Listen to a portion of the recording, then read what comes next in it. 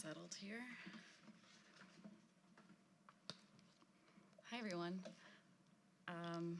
Thanks, Mary, for that introduction. Really happy to be here today. Thanks for Mary and Debbie and the NCPTT staff for having me. Just pull up my sneak peek. Well, good afternoon. Like I said, I'm really happy to be presenting here with you today. As Debbie said, I first became interested in roadside architecture in graduate school, but I didn't really realize the connection until then. I, like many of you, had gone on a lot of road trips with my family. I remember going to South Dakota, which still ranks very high as a family vacation, and seeing things like Wall Drug and, Mount Rushmore, but I remember sitting in a lecture hall when I was in grad school, and I was a few months away from deciding on a thesis topic, and someone was presenting on the restoration of Lucy the elephant. And for those of you who may be unfamiliar, Lucy is a giant elephant in Margate, New Jersey, and she's actually one of the oldest examples of roadside architecture, and I was instantly captivated. I recall being especially intrigued by the fact that Lucy was a functioning building, unlike some of these other things I had seen, like Paul Bunyan statues or the world's largest slot machine. I really loved the fact that Lucy had a delineated interior and exterior space. I mean, it brought back this childhood curiosity of mine, this idea that you could go inside, people lived inside. I mean, it was really exciting. I was hooked. And I think for most of us, for pretty much everyone here, we know that the allure of roadside architecture is undeniable.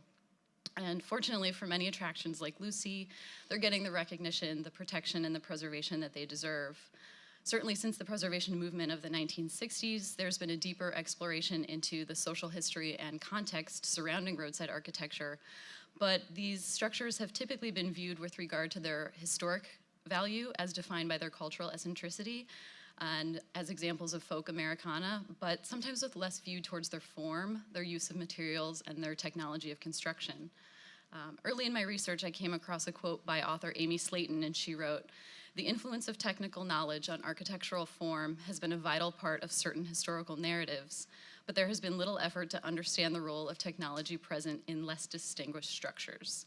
Her words, not mine, but certainly roadside architecture is often thought of as less distinguished.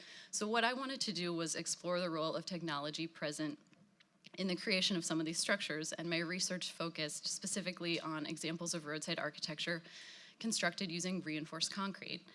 And these include the Big Duck, which was built in 1930 in Riverhead, New York, the Shell Service Station, which was built in 1930 to 31 in Winston-Salem, North Carolina. Wigwam Village No. 2, which was built in 1937 in Cave City, Kentucky. And finally, the Hat and Boots Service Station, which was built in 1954 in Seattle, Washington. Now, all four of these structures are protected landmarks, though if you look at their designation reports, it has this statement of significance that's that prescribed Secretary of the Interior standards. So these represent, important architectural style. But what I found was that an inquiry into the construction methods of these structures, and in these instances, their use and exploitation of concrete, had yet to be included in a dialogue regarding their value. So the main objective of my research was really to shift the discussion from simply a nostalgic appreciation of these buildings to a more in-depth discussion into their value in terms of their experimental use of a modern material to create unconventional building forms. These seemingly pedestrian forms of architecture represent a largely undocumented but significant phase in the development of concrete building technology used to create these forms. By experimenting with shape and taking advantage of concrete's unique plasticity, architecture and advertising were united in a profound way. This experimentation served as a laboratory for innovation in concrete design, and it really represents a distinct and important point on the timeline in the development of that design. Now, while these buildings are literal in form and they're not necessarily highly engineered, they do demonstrate the possibilities of shape and form, and that helped pave the way for the construction of more abstract and highly engineered buildings that we think of today that capitalize on those principles. So when we think of those buildings like Saarinen's TWA terminal or Frank Lloyd Wright's Guggenheim, we can start to see the influence of how these early experiments and innovations in shape really were built upon into great success. Now, as we know, I'll try to keep the history brief. I know a lot of us know a lot about Roadside, but certainly the building boom of roadside architecture is unequivocally linked to the rise of the automobile. And between 1908 and 1927, which is the production run of the Ford Model T, the number of cars on American highways increased from roughly 300,000 to nearly 20 million. And before the proliferation of roadside architecture as we know it, most commercial venues were contained within this central business district, which we see, which is often referred to as Main Street. Here, the retail spaces generally adhered to prevailing aesthetic sensibilities and conform to a prescribed architectural principle. That is, the shop fronts along the sidewalk, austere walls capped with these large ornamental cornices, and they were mostly designed for civic propriety and current fashions and architectural styles. The problem with this conformity, though, was that the architecture typical of Main Street didn't always do well to assist in the process of selling goods and services to those in automobiles. This kind of stroll along Main Street and window shop approach didn't really work if you were in a car. So ultimately, these unwritten building standards hindered a retailer's ability to set themselves apart from other merchants on the strip. And if the retailers were unable to capture the attention of the passing public, then an opportunity for sale was lost. So in an attempt to distinguish themselves, these retailers began experimenting with some more overt signage and other unique forms of advertising, and creating a shift in the way that the public encountered and interacted with these types of businesses. Outside of Main Street, there was room to spread out and develop advertisements that were less restricted by aesthetic regulations and zoning requirements. Chester Leibs, in his book From Main Street to Miracle Mile, wrote, "By opening up vast expanses of roadside beyond the urban fringe to commercial exploitation, the automobile helped stimulate not only a new kind of landscape, but a commercial architectural revolution." Leibs refers to these areas off of the traditional commercial confines of Main Street as decentralized marketplaces. And these blossoming roadside commercial strips were ideal spots for entrepreneurial pioneers to really try their luck at snaring the mobile trade. In order to help attract customers, the highway merchants found it increasingly necessary to use images embedded in the public consciousness that would have popular appeal. So an attempt by roadside merchants to make their businesses viable meant an attempt to make them visible. And it prompted retailers to resort to pretty imaginative methods to entice customers to come and shop.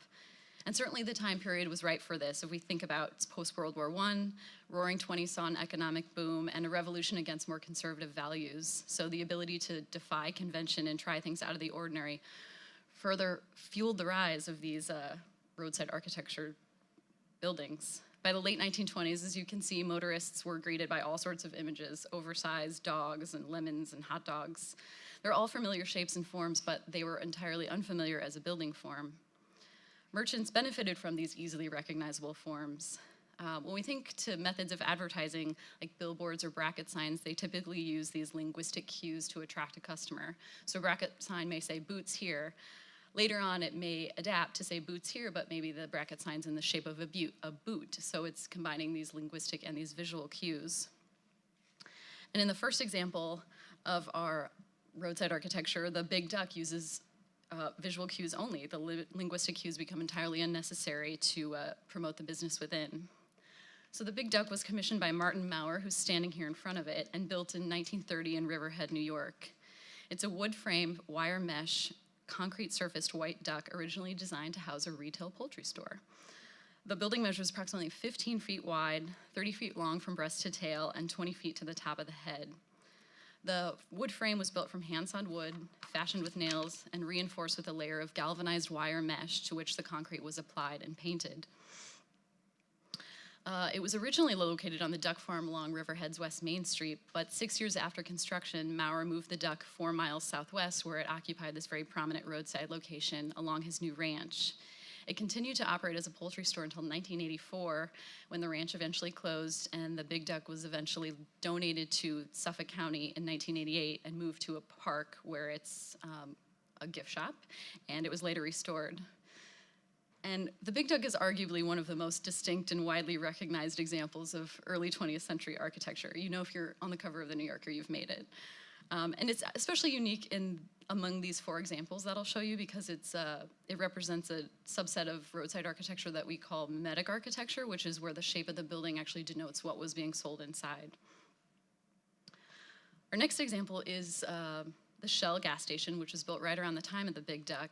This is located in Winston-Salem, North Carolina, and is a concrete structure built in the shape of this lovely 18-foot high scallop shell, which is an image that continues to be the recognizable logo of a Shell Oil Company today. The owners of Quality Oil Company, Joseph Glenn and Bennett, began distributing products for Shell Oil in the fall of 1929, and to attract customers, the two commissioned Frank Bloom and Company to create a series of shell-shaped service stations, 8 of which were built in the area in the early 1930s. Though this is a historic photo of that, this service station is the only existing example. Interestingly enough, a design patent for the shell was granted in November 1930, and you can see from the image on the right that the station was constructed by boxing in these interior spaces first, and then from there a wood frame was used to create the shell. Again, wire mesh was applied over that, and then concrete applied to the wire mesh. As with most roadside architecture, it didn't look so hot for a time. There were some efforts to preserve it over the years, though fortunately in 2006, Preservation North Carolina spent a year getting it back to its original condition, removing some of the layers of faded paint and repairing this kind of insensitively repaired crack. It served as a satellite office for Preservation North Carolina for a number of years, and now is a museum for the Quality Oil Company, who is still headquartered in Winston-Salem. Our next example is Wigwam Village No. 2, built in Cave City, Kentucky. Wigwam Village No. 2 was one of 7 villages, or these motor court motels, built by Frank Redford between 1936 and 1950. Redford was also granted a design patent in 1936, and he was also later granted a utility patent for novel and useful improvements in building construction. A little bit big, but we'll go with it. The earliest of the Wigwam villages, No. 2, was built in 1937 and has 18 nearly identical conical units in the shape of wigwams. 15 of these units are about 30 feet tall, and they're the sleeping rooms with a parking space nearby. The other 3 units serve as an office, a gift shop, and restrooms. The structures consist of steel angles on which metal bands are wrapped horizontally and on the bias and welded. And again, the frames are covered in wire mesh and then concrete and molded at the entrances to simulate the flaps on traditional wigwams. The designation report, it's on the National Register, so the designation report notes that it is a fanciful emulation of an Indian encampment executed in steel and concrete. Such praise. Unfortunately, it's the only one still existing, but it still operates as a motel, and the prices are very reasonable, so check it out. And the final example here is the Hat and Boots service station in Seattle, Washington. Again, there's a theme. The station is built from concrete and steel and constructed in the shape of a large cowboy hat. An adjacent pair of cowboy boots actually serve as the restrooms for the station. You'll see from this next slide that there is a tiny lone saguaro cactus right in the middle there to complete the Western theme. Built on concrete foundations, the 1-story hat housed a 300-square-foot office below its brim, which was the office for the service station. The crown is 10 feet tall and 20 feet in diameter, and the brim at its widest point is 44 feet across. The shorter boot is the women's restroom at 21 feet, and the taller men's restroom is 24 feet. The hat and boots were also granted a patent, and they were the idea of a designer and commercial artist, Louis Naismith, who sketched the idea on a napkin and then showed it to a developer, Buford Seals, who was looking to create some service stations, and Buford immediately loved the idea. What's not to love? He came up with a design, and together with an architect, they executed drawings, and then there was a structural engineer and a contracting service on site to create the service station. The hat itself is constructed of a steel frame covered in wire mesh and clad in shotcrete. The boots are constructed from steel studs with paper-backed steel techs, and then the concrete was hand troweled onto that, and the soles of each boot are cast-in-place concrete. In 2002, the city of Seattle voted to approve Hat and Boots as a landmark, but at the time of designation, it was not in such great repair. It had some alternate uses, as you can see, and some of the concrete was falling and cracking and falling off. So we've got a photo of this in transit. The city of Seattle actually moved Hat and Boots to a nearby park in December of 2003, and they later restored the structures with concrete and a new fresh coat of paint. But unfortunately, that little saguaro cactus didn't make it. You can see here too, which is really interesting, when they relocated the structures, they removed all the concrete from the hat and reapplied it. I'm not sure if they use Shotcrete, but it's now restored back to its nearly original condition. And these examples, like so many others, really represent the first widespread use of forms that combine architecture and advertising into this unified commercial bundle, and they really created a total synthesis of sign and building. They were evocative, compelling, and very effective in their quest to attract and hold and sell to customers. And it really fulfilled the visual intent and the function of roadside architecture. This is a slide I'm sure many of you have seen before from Robert Venturi's Learning from Las Vegas, and he references the duck there and talks a lot about signage. And the duck is actually a term derived from that Long Island duck we saw. And Venturi refers to ducks as buildings in which the architectural systems of space and structure and program are submerged and distorted by an overall symbolic form. So when we think to the duck, we can assume that Martin Maurer didn't construct the duck because he believed it would be the best use of space for his product. He constructed the duck because he knew it would attract customers as a building that served as a form of advertisement. And that was its primary function. Space, program, and structure were secondary. So for these buildings to fulfill their primary function, that is to be a form of advertising, they required the ability to be crafted into a unique yet easily recognizable form. And what better material to fulfill that function than concrete? What we know about concrete is that its characteristics and subsequent benefits make it one of the most adaptable and useful building materials. It can be molded into almost any conceivable form. It can be mixed on site, poured, formed, applied to a structure, and cured to very significant strength. Add to that its affordability, and it's really no wonder that it became the logical choice for so many roadside merchants. Yet it still invites study from scientists and engineers who continue to evaluate and test its unique properties. And one of those properties is its strength when fully hardened. However, its compressive strength far exceeds its tensile strength. Without reinforcement, concrete really is not the most efficient building material in resisting tensile and bending stresses, but when it's combined with wire mesh or steel or iron reinforcement, it really is a highly desirable material for applications that require significant tensile stress as well. So in most concrete roadside architecture, including those examples highlighted, they've used this wire mesh to create a base onto which the concrete was applied. So the wire mesh helps aid in the rigidity of form, it carries the tensile strength, and then the concrete bears the load under compression and serves to really bind the entire assembly together. So by virtue of its properties, the thinner a layer of concrete becomes, the less tensile strength it will have. So a long, thin span of unreinforced concrete will be structurally unstable. But the same thinness, if we combine it with the pliability of supporting wire mesh, means that bending is easily achieved and it provides the structural rigidity necessary for these buildings to support themselves. The addition of wire mesh determines the tensile strength, and it also determines the final shape, which is to create these recognizable images. So without the aid of metal reinforcing, concrete really couldn't realize its full potential of form. And what makes these assemblies so innovative is that the thermal expansion characteristics of concrete and steel are approximately the same, so they'll both exhibit the same types of strains and stresses, creating this really ideal partnership.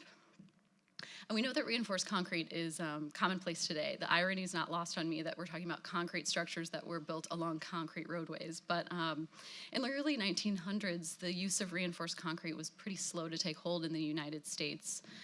But as roadside architecture developed, so too did the use of reinforced concrete as a primary building material. And many well-known architects at the time were really starting to pick up on this and recognize it. And they gave a lot of praise. So I'm going to read a few quotes from some architects who really spoke highly of reinforced concrete. Cass Gilbert wrote in the Architectural Forum in 1923, "Concrete invites study. New forms adapted to the new material will be found, and a new architecture will result."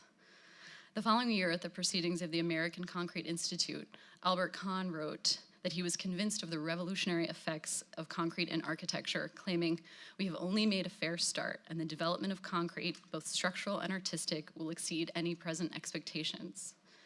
In 1928, in Architectural Record, Frank Lloyd Wright wrote, "Steel has given to cement, this invaluable ancient median, new life, new purposes, and possibilities. For when the coefficient of expansion and contraction was found to be the same in concrete and steel, a new world was open to the architect.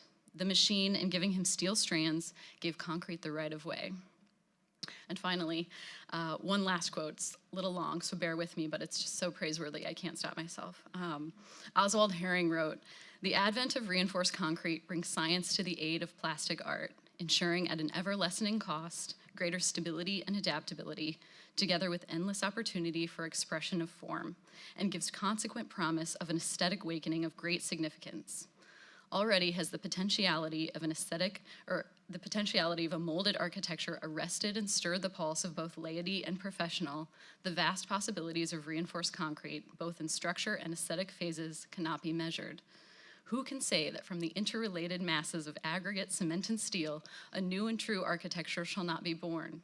It is destined to revolutionize architectural forms and inaugurate a new era of building, and promises far greater possibilities in construction and beauty than have ever been recorded in the architecture of even the Greeks and the Goths. Crude and wholly utilitarian in the beginning, concrete architecture will gradually acquire refinement and nobility through a frank manifestation of its own characteristics of lightness and delicacy." Two words that really aren't used to define concrete that much, lightness and delicacy, but I say well said, Oswald. Herring and many others really recognize the benefits of concrete, which is that its plasticity, its economy, its stability, its adaptability, and really its infinite possibility for the expression of form. And they also acknowledge its appeal for both the amateur and the expert, an appeal that really prompted these roadside merchants to imagine and create structures that became do-it-yourself triumphs. The possibilities of concrete construction were really only limited by the imagination of the creator. So instead of form following function, here form follows fantasy. Unlike other materials that were limited by their unit size, concrete can really be made to follow any form. So shapes like the scallop shell or a duck can be easily achieved and with less exhaustive means than if constructed from traditional building materials. The invention of Shotcrete, which was a method of placement, actually increased the versatility of these cast-in-place methods. Try to go quick here since I've not got a ton of time. But if you remember back to hat and boots, these were constructed using Shotcrete, which is concrete that's pneumatically projected at a high velocity onto a backing surface. You can see an image from some Shotcrete placement here. It permitted simpler construction because a backup surface was sometimes not required at all. It could just be sprayed onto, some wire mesh or even against, some berm or hill or whatever as it's typically used. Shotcrete was developed in 1908 by a taxidermist at the Field Museum of Chicago who wanted to create some plaster casts of his animals, and he developed this machine that could spray the concrete. This was eventually picked up by the Cement Gun Company of Allentown, Pennsylvania, which marketed the invention as gunite, which was a proprietary term, and they also developed their own patent, and it created a dry mix, so it mixed all the ingredients together, and then at the very end it added water. So it prevented all of this from getting stuck in the nozzle, and it also controlled the water content, thus keeping the proper ratios. So basically, if a material was plastic enough to be sprayed, it could be projected in place as Shotcrete. And this has proven to be a really viable method of placement for concrete roadside architecture. It really made possible a variety of warped planes and curvilinear forms, and a lot of things that would be difficult to use if you were using traditional cast-in-place concrete. Now, bringing it around for a moment, when I think about these less distinguished structures, as that quote mentioned in the beginning, I can't help but see some of the influence of these more highly engineered buildings that came after them. And some of my favorites are Saarinen's Kresge Auditorium on the campus of MIT, his TWA terminal, which if that's not lightness and delicacy, I'm not sure what is. Frank Lloyd Wright's Guggenheim, and one of my personal favorites, Harrison and Abramovitz's Albany Egg. Now, I will concede that Frank Lloyd Wright was almost certainly not referring to the big duck in that last quote about concrete architecture, but those principles are the same. These early literal forms were beginning to experiment with shape and take advantage of the unique properties of this material, and these later forms are doing the same thing, just on a grander, more abstract scale. And perhaps these examples of concrete roadside architecture didn't necessarily inform these later examples of concrete design that we see today, but these later structures certainly took cues from the buildings that preceded them, and these roadside structures were really no exception. So in this way, these early examples of concrete roadside architecture really represent a pivotal point, again, in this timeline and development of concrete technology. There's a lot to be learned from buildings on the roadside strip, I think more than we often give them credit for. And as we continue to learn about the social and historic contexts of roadside, we can also marry that with the technology and use of materials that they have as well. And finally, we can answer that age-old question of what came first, the duck or the egg. So, thank you.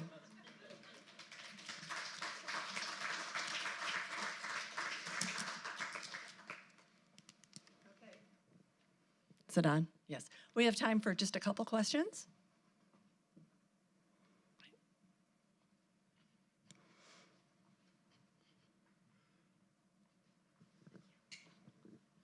Hi, I was wondering do you know much about the decision-making process with the hat and the boots of why they decided to just scrap all the concrete and keep the steel frame for the hat and then replace it?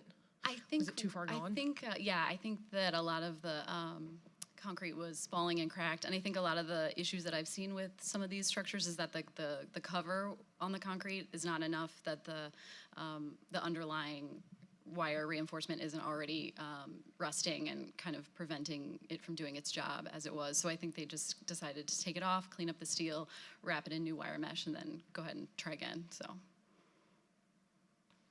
Okay. Do we have another question?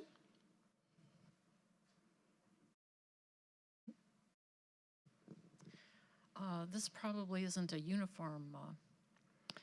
I'm wondering what the thickness is on those various buildings. Is it the same throughout, or how does that vary? It really does vary. I found that it's not the same, and I think to your question, the issue of the concrete cover is really seemed to be a problem. I think in some areas, especially if it's hand troweled or even shotcrete applied, it's a little thin in some areas, so it's preventing just some of those typical preservation issues we see in concrete construction. But yeah, it does vary widely. Okay.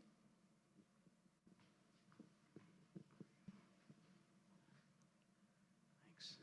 Hi, really nice presentation.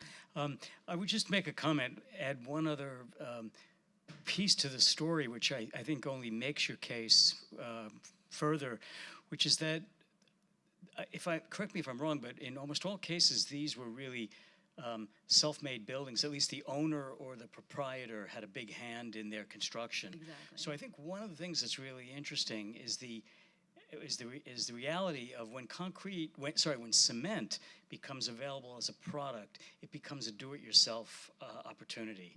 And there aren't too many other materials in the market in the early 20th century that would allow one to do that. And the parallel to this is the ability to make your own concrete block, right? And that's really the parallel, more conservative aspect of this story. Build your own home, make your own blocks, do it yourself. It's very American. And cement, bagged cement was really part of that, and the ability to make reinforced just takes it another step further. Right. But I think that's a part you really want to play up because, of course, if you can do it, then there's nothing barring your ingenuity. You Right. can be as creative as you want. Exactly. And I know I talked with Stephanie a little bit about the concrete block and the history, and that not much has been written about that. So, yeah, I really More appreciate than this. Yeah, certainly.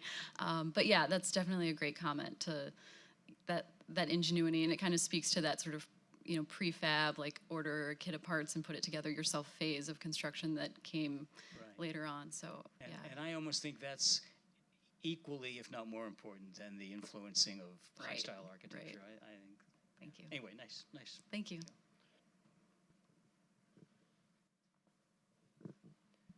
Okay. Thank you, Reba. So much. Thank you.